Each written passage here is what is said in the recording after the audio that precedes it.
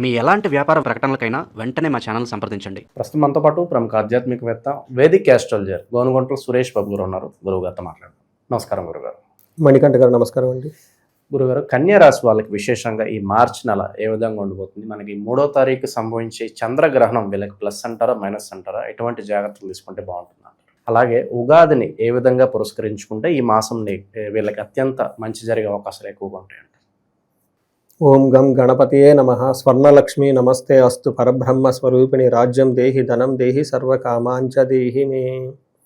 స్వర్ణలక్ష్మి అమ్మవారు ప్రతి ఒక్కరికి ఆనందాన్ని, ధనాన్ని, రాజ్యాధికారాన్ని అంటే లీడర్షిప్ స్కిల్స్ని, అంతేకాకుండా సర్వకామాంచ సిద్ధి, వీళ్ళు కోరుకునేవన్నీ ఇమ్మీడియట్గా నెరవేర్చాలి అని చెప్పేసి అమ్మవారి యొక్క కృపా కటాక్షం వీళ్ళ మీద ఎప్పుడూ ఉండాలని చెప్పేసి, దేనికి లోటు లేకుండా ఉండాలని చెప్పేసి మనం కోరుకుందాం. ఇందులో కన్యరాశి వారికి చూసుకుంటే ఈ గ్రహణం గురించి ఫస్ట్ 2 ముక్కలు మాట్లాడుకోవాలంటే, ఈ గ్రహణం వీళ్ళకి కొంచెం మంచి చేస్తుంది, కొంచెం ఇబ్బంది కూడా చేస్తుంది. ఇక్కడ ఎక్కడ బాగుంటుంది అంటే ఉద్యోగంలో బాగుంటుంది. వీళ్ళకి 12వ స్థానంలో జరుగుతూ ఉంది కాబట్టి వ్యయ భావాలు జరుగుతూ ఉంటుంది కాబట్టి ఖర్చులు విపరీతంగా అవుతూ ఉంటుంది.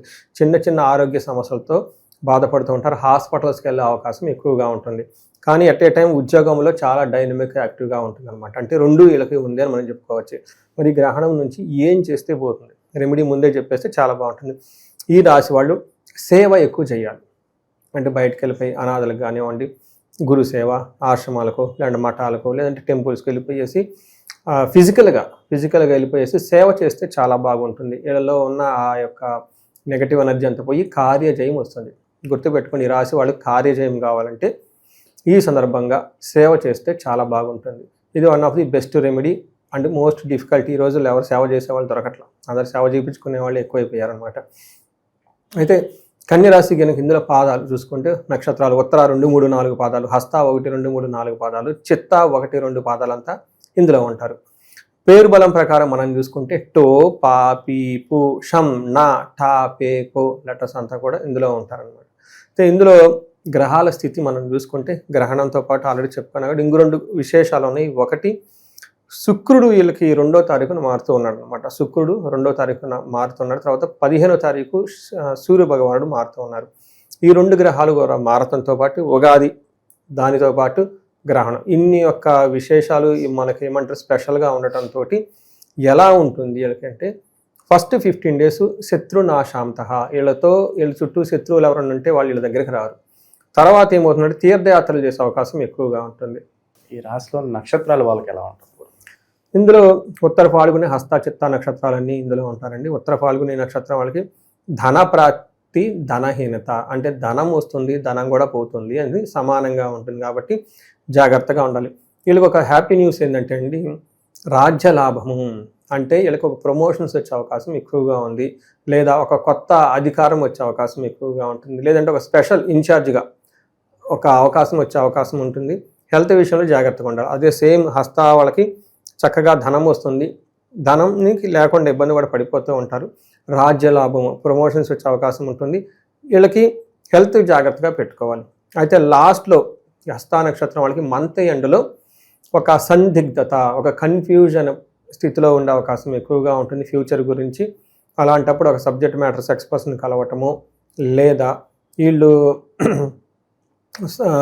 గురువుల్ని లేదంటే జ్యోతిష్కం ఒకసారి కనుక చెప్పించుకుంటే జ్యోతిష్యం, అందులో క్లారిటీ ఉంటుంది. జాబ్ ఉంటుందా, పోతుందా, లేదంటే ఇండియాకి రావాలా, అబ్రాడ్లా ఉండాలా, లేదంటే మనకి వస్తుంది కదండి వీసాలు వస్తాయా లేదా, గ్రీన్ కార్డ్ వస్తుందా లేదా, ఇక్కడ మనం ఫ్రెండ్స్ ఉన్నారు వెళ్ళవచ్చు, రకరకాల ఆలోచనలు ఉంటుందండి, కన్ఫ్యూజన్ ఉంటుంది.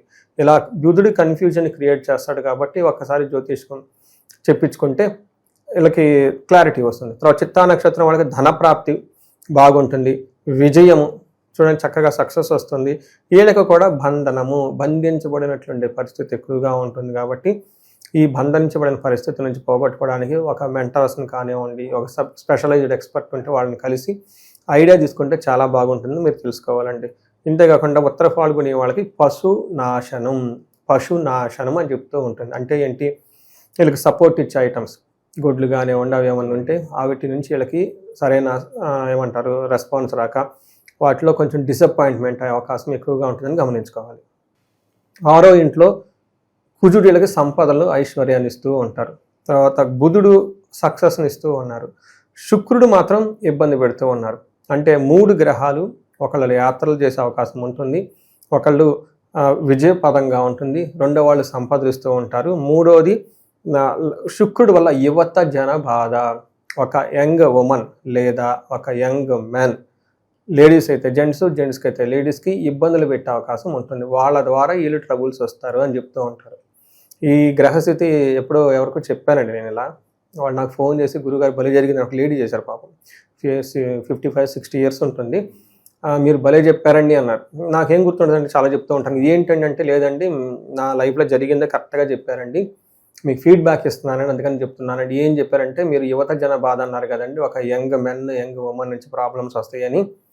నాకు లైఫ్లో అలానే జరిగిందండి.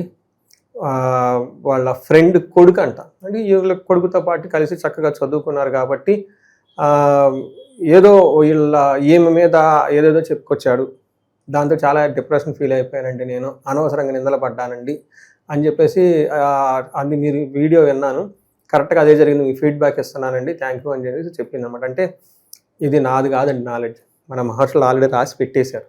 నేను అది తీసుకొని సాంస్క్రిట్లో ఉన్నదాన్ని తెలుగులోని ఇంగ్లీష్లోని కన్వర్షన్ చేసి ఇక్కడ ఉన్న సిచ్యువేషన్కి అనుగుణంగా చెప్తూ ఉన్నా. ఈ శాస్త్రం అంత గొప్పది.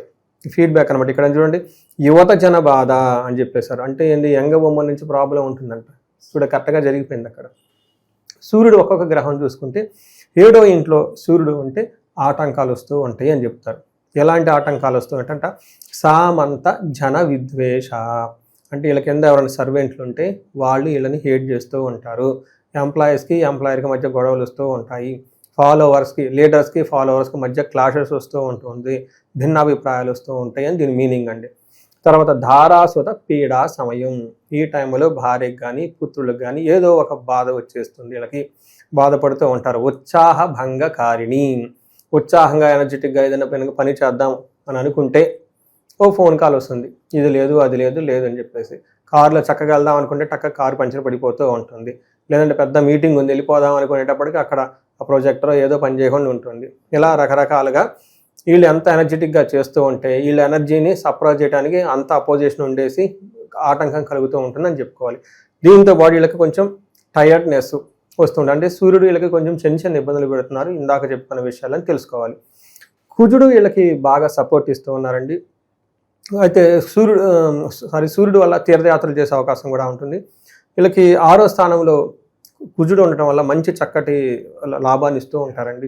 చాలా వీళ్ళకి దాదాపు 1.5 yearకి ఒకసారి వచ్చే సిచ్యువేషన్ ఈ రాశి వాళ్ళకి. ఇది ఎలా ఉంటుందంటే, వస్త్ర లాభం అంటే బట్టలు బాగా వస్తుంటుంది, ధనలాభం ధాన్య లాభం, వస్త్రాలు ధనము ధాన్యము యశస్సు కీర్తి ప్రతిష్టలు తీసుకొని వస్తూ ఉంటారు. మనోల్లాస ధర్మసిద్ధి, మనసంతా ఉత్సాహంగా ఉంటుంది, ధర్మసిద్ధి, మంచి పనులు చేయాలనుకుంటే ఆ పనులన్నీ చక్కా చేసుకుంటూ వెళ్ళిపోతూ ఉంటారు అని చెప్తూ ఉంటుంది. అయితే ఒక్క విషయంలో జాగ్రత్తగా ఉండాలి, కొన్ని విషయాల్లో వీళ్ళకి అవమానాలు జరిగే అవకాశం కూడా తీసుకొని వస్తున్నారు కుజుడు అని చెప్పుకోవాలి. తర్వాత మనం శుక్రుడి గురించి ఇప్పటిదాకా మాట్లాడుకున్నాం. బుధుడు చక్కగా అన్ని విషయాల్లో విజయాన్ని ఇస్తూ ఉంటాడు, వ్యాపారస్తులు కానివ్వండి, సాఫ్ట్వేర్ పీపుల్ కానివ్వండి, మేనేజర్ లెవెల్లో ఎవరు ఉన్నా కానీ కమ్యూనికేషన్స్, తర్వాత ఏదన్నా వాళ్ళకు టీంకి ఏదన్నా కనుక ఎఫెక్ట్గా కమ్యూనికేట్ చేయాలనుకుంటే వీళ్ళు చక్కగా కమ్యూనికేట్ చేసి వెరీ స్పష్టంగా వాళ్ళ నుంచి మంచి పాజిటివ్ రెస్పాన్స్ వచ్చే అవకాశం ఉంటుంది. తర్వాత శుక్రుడికి మనం ఇప్పుడు చెప్పుకుంటున్నామంటే, శుక్రుడు వీళ్ళకి 7th హౌస్లో ఉండటంతో ఇది అంత మంచి పొజిషన్ కాదు అని చెప్తారు. ఏమవుతుంది, కోపస్తద, వీళ్ళకి విపరీతంగా కోపం వస్తుందంట, మళ్ళీ భయపడుతూ ఉంటారంట. తర్వాత స్త్రీ జాఢ్యం, అంటే స్త్రీల ద్వారా వీళ్ళకి ఎక్కడో టఫ్ సిచ్యువేషన్స్ వచ్చే అవకాశం ఉంటుంది. ఇన్ కేస్ లేడీస్ అయితే జెంట్స్ ద్వారా ఒక టఫ్ సిచ్యువేషన్ వీళ్ళు ఫేస్ చేయాల్సి ఉంటుంది అని చెప్పుకోవచ్చు. బట్ జనరల్గా ఈ శుక్రుడు 7వ స్థానంలో ఉండటంతో వీళ్ళు అపీరెన్స్ కానివ్వండి, బట్టలు కానివ్వండి, పెర్ఫ్యూమ్స్ ఇవన్నీ చక్కగా చేసుకొని ఫంక్షన్స్కి అటెండ్ అవుతూ ఉంటారు. లవ్, తర్వాత రొమాన్స్, తర్వాత ఇవి ఇలాంటి వాటికి సంబంధించిన చాలా చక్కగా ఉంటుందని మీరు గమనించుకోవచ్చు. ఇది మనకి 3 గ్రహాలు 4 గ్రహాలు ఎలా ఉంది, దాంతోపాటు గ్రహణం యొక్క ఇంపాక్ట్ ఎలా ఉంది మనం చర్చించుకుందాం. ఇక ఎటువంటి పరిహారాలు చేసుకుంటే బాగుంటుంది, ఎస్పెషల్లీ స్టూడెంట్స్కి సంబంధించి మరి ఎగ్జామ్ సీజన్లో ఉన్నాం, వాళ్ళు ఎలాంటి పరిహారాలు చేస్తే బాగుంటున్నారు? చాలామందికి తెలవని విషయం ఏంటంటేనండి, 3 ప్రధానమైన దేవుడిని మనం పూజిస్తూ ఉంటాం చదువుకి సంబంధించి. మేధా దక్షిణామూర్తి శివుడు, తర్వాత హయగ్రీవ స్వామి విష్ణుమూర్తి, అమ్మవారు వచ్చేటప్పుడు నేలా సరస్వతి. మరి వీళ్ళల్లో ఎవరిని మనం ఆరాధించాలి తెలవదు, అది జాతకంలో తెలుస్తుంది.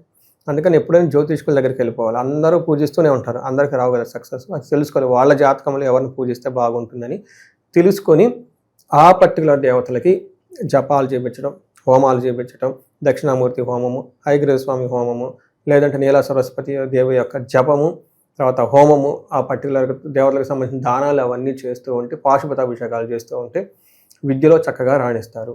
తర్వాత ఈ మాసంలో వీళ్ళకి చూసుకుంటే వీళ్ళకి శుక్రుడు ఎక్కువగా వీళ్ళకి సహకరించట్లేదు కాబట్టి శుక్రవారాలు నియమంగా ఉండటం, అమ్మవారికి సంబంధించిన స్తోత్రం ఏమైనా ఉంటే ఆ స్తోత్రాన్ని చదువుకుంటాం, అమ్మవారికి దుర్గా మహాలక్ష్మి అష్టకం ఇవి చదువుకుంటూ ఉంటే చాలా బాగుంటుంది. వీటితో పాటు ఇంకా ఏదైనా కనుక స్పెసిఫిక్గా ప్రాబ్లం ఉంటే ధన ప్రవాహానికి స్వర్ణలక్ష్మి విశేష హోమము, కార్యజయానికి వీళ్ళకి మన్యు సూక్త పారాయణము, భార్యాభర్తలు అన్యోన్యంగా ఉండడానికి అన్యోన్య దాంపత్య పాశుపత అభిషేకం, ఇంకా పెళ్లి కావట్లేదండి ఇబ్బంది పడిపోతున్నాం అను ఎవరికైనా ఉంటే విశ్వావసు గంధర్వరాజ హోమము ఇవి చేసుకుంటూ ఉంటే చాలా బాగుంటుంది. వీళ్ళు గ్రహణం టైంలో విష్ణుమూర్తికి సంబంధించిన ఏదైనా శ్లోకం కానీ మంత్రం కానీ శ్రీరామ కానీ, బుధుడికి అధిష్టాన దేవత విష్ణుమూర్తి, అందుకని ఈ టైంలో విష్ణుమూర్తికి సంబంధించిన ఏదైనా శ్లోకం కానీ మంత్రం కానీ చక్కగా కూర్చొని భక్తిగా ఆ గ్రహణ టైంలో 1 hour 45 minutes చదువుతుంటే ఆ యొక్క మంత్ర సిద్ధించి ఈ రాశి వాళ్ళకి నెగిటివ్ ఎనర్జీ అంతా పోయి మంచి జరుగుతుందని గమనించుకోవాలి. ఓవరాల్గా ఈ రాశి వాళ్ళకి ఈ మాసం ప్రత్యేకంగా ఏ విధంగా ఉంటుందో మంచి విశ్లేషణ అందించారు. ధన్యవాదాలు. ధన్యవాదాలండి.